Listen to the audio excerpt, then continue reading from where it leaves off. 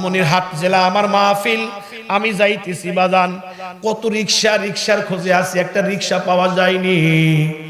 একটা রিক্সাওয়ালা দাঁড়ায় আছে, মাথার মধ্যে একটা সবুজ পাগড়ি, হাতের মধ্যে একটা তসবিহ, চেহারাটা কালো কিন্তু চেহারাটার মধ্যে নূর চমকাইতেছে, আর গায়ের জুব্বাটা তেমন ভালো না, পুরান। এই লোকটাকে সালাম দিয়ে আমি মনে করছি না জানি বড় আলেম হবে, অথবা তাবলিগ জামাতের কোনো সাথী হবে, অথবা কোনো পীর মুরিদের মুরিদ হবে। ওনাকে সালাম দিয়ে খালি জিজ্ঞাসা করছি, ভাইজান একটা রিক্সা পাওয়া যাবে? তখন সম্ভবত 12:30টার মতো বাজে। ভাই একটা রিক্সা পাওয়া যাবে? উনি মুস্কি হাসিদা বললেন, হুজুর আমি নিজে রিক্সাওয়ালা।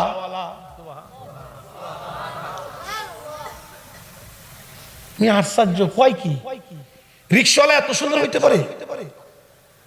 যাব আদিত মারিতে মেশিন মোড় থেকে, আমি ভাড়া মিটাইলাম না, সুন্নাত, কিন্তু আমার দিলের ইচ্ছা আছে যে ভাড়া যাই হোক লোকটা পছন্দ, আমি 500 টাকার একটা নোট দেব।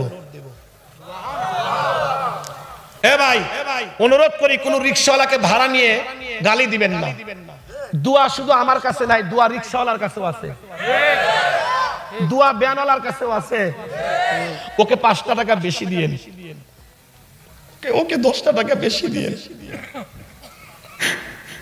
দিয়েন, আল্লাহর আরশ কেঁপে উঠবে, দিয়েন। এ মুসলমান ভাইরা আমার, আমি বললাম আদিত মারিতে যাব, আমাকে একটু নিয়ে যান। এই রিক্সাওয়ালা রিক্সা চালাইতেছে, আল্লাহর কি কাম, কিছু দূরে গিয়া জোহরের আজান। এদিকে তাকা। এখন আমারে কয় কি জানেন, যেই মাত্র আজান অমনি ব্রেক। হুজুর একটা কথা বলি, কিছু মনে করবেন না? বললাম না না না না, বলেন। কয় কিছু যদি মনে না করেন, এই যে একটা মসজিদ, আমরা দুইজনে ওযু করে নামাজটা পড়ে গন্তব্যস্থানে যাই। আমি কইলাম ভাই আপনাদের এলাকায় জামাত কয়টা? কয় 1:30টায়, একটা 30 মিনিটে। তা আমি কইলাম সামনে গিয়ে বলি, সময় তো এখনো আছে।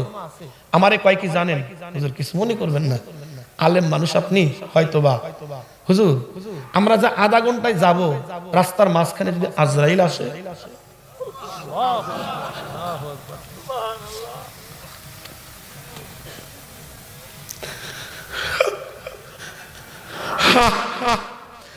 তখন আমার নিজেকে এত লজ্জা মনে হইল, আমি নিজেকে ধিক্কার দিলাম। ও মাওলানা সাইফি, কিসের আলেম তুই? তুই তো একদম রিক্সাওয়ালার কাছে জিরো। রিক্সাওয়ালার নামাজের মহব্বত, আর তুমি আধা ঘন্টা সময় নিতে চাও। আমি কইলাম আসলেই তো ভাই ঠিক, যদি আজরাইল আসে। তো আমি বললাম একটা লোক অপেক্ষা করতেছি, একটু চলো ভাই। তো বাস আমার কথা অনুযায়ী উনি রিক্সা চালালেন। কাঁধে একটা গামছা ছিল, এই গামছাটা এমনি করে নিয়ে মাঝে মধ্যে 2টা চোখ মুছে। আমি বুঝি না, ঘামলে তো পুরাটা মুখটাই মুছার কথা, উনি 2টা চোখ মুছে। আমি একটু উকি দিয়ে দেখি, কানতে 2টা চোখ লাল বানাইছে। বললাম দাঁড়াও ভাই, কাঁদো কেন? হুজুর গরিব হইতে পারি, আল্লাহর ঘরে আজান হলে দেল আর টেকে না, আল্লাহর ঘরে না যাওয়া পর্যন্ত। চিন্তা করলাম আল্লাহর আশেকরে কষ্ট দিচ্ছি আমি, দেখলাম তাড়াতাড়ি চলো আমরা জামাত করি। ওযু করে জামাতে নামাজ পড়ে আমারে কয়, হুজুর কিছু মনে না করলে 1 কাপ চা খাওয়াবো। আমি চিন্তা করলাম একটা জুতার বাড়ি খাইলাম, না জানি আমাকে আবার কোন বাড়ি দিবে, কিন্তু ওর কাছে আমি শিখতেছি বাবা, আলেম হলে যে শেখা শেষ তা না, শেখার অনেক কিছু আছে। আমাকে চা খাওয়াইতেছেন, হুজুর একটা কথা জিগাই। চিন্তা করলাম আবার কোন ভুল। জি ভাই বলেন। আপনি কি আল্লাহর নবীকে দেখেছেন? আর একটু জোরে কর। একজন রিকশাওয়ালা, তার কাছে নবীর খবর আছে। কিসের মানুষ হইলাম?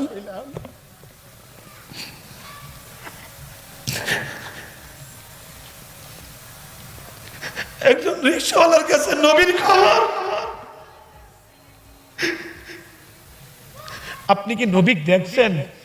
আমি কইলাম যে না, আমি তো বাস্তবে দেখি নাই। হুজুর কেমন দেখা যায়? কিতাবে পড়েন নাই? হ্যাঁ, শামাইলে তিরমিজিতে পড়েছি। হুজুর বলেন তো। আমি একটা অঙ্গের কথা বলতেছিলাম। উনি একটা চিৎকার দিয়ে পড়ে গেলেন। কয় হুজুর বলবেন না, যেভাবে বলছেন হয়তো আল্লাহ আমাকে এইভাবেই দেখাইছে। আরো জোরে। জুতাটা খুলে গেল দূরে, আমি ওনার জুতাটা সংগ্রহ করে নিজের রুমাল দিয়ে ওনার জুতা পরিষ্কার করতেছি। কয় আপনি কি করেন আলেম মানুষ? আমি কইলাম না, তুমি রিকশাওয়ালা না, তুমি রিকশাওয়ালা না, তুমি রিকশাওয়ালা না, তুমি আল্লাহর বন্ধু, নবীর বন্ধু। যে রিকশাওয়ালা নবীকে দেখে সে সাধারণ মানুষ হইতে পারে না। আমাকে যখন নামিয়ে দিলেন, আমি ভাড়াটা বের করলাম তাকে দেওয়ার জন্য। উনি কয় হুজুর আমি চিনতে পারছি, বুঝতে পারছি। হুজুর বলেন আপনি কি আমাদের এই মাহফিলের চরমনাই হযরতে 3 দিনের সম্মেলন হয়, আপনি কি মাহফিলের মেহমান? বললাম হ্যাঁ। আমারে কয় হুজুর আল্লাহর ওয়াস্তে মাপ চাই, টাকাটা আমি আপনার কাছ থেকে নিতে পারবো না, আমি নেব না, কিন্তু যদি দিতে হয় একটা জিনিস আমাকে দেন। বললাম কি? ও কয় হুজুর কয়েকদিন আগে আমার মা দুনিয়া থেকে চলে গেছে, আমার মার জন্য একটু দোয়া করবেন, আল্লাহ যেন আমার মাকে মাফ করে দেয়। ভাইরা আমার, দরদের ভাই, রিকশাওয়ালা আল্লাহ দেখে না, ভ্যানওয়ালা আল্লাহ দেখে না, চাকর আল্লাহ দেখে না, গোলাম আল্লাহ দেখে না, আল্লাহ দেখে কার দিলটা কত সুন্দর, অন্তরটা কার সুন্দর। এই জন্য আল্লাহকে যদি পাইতে চাও, নবীর সুন্নাতকে মানো, নবীর সুন্নাতকে মানো, নবীকে মহব্বত করো, নবীর তরিকা অনুযায়ী চলো।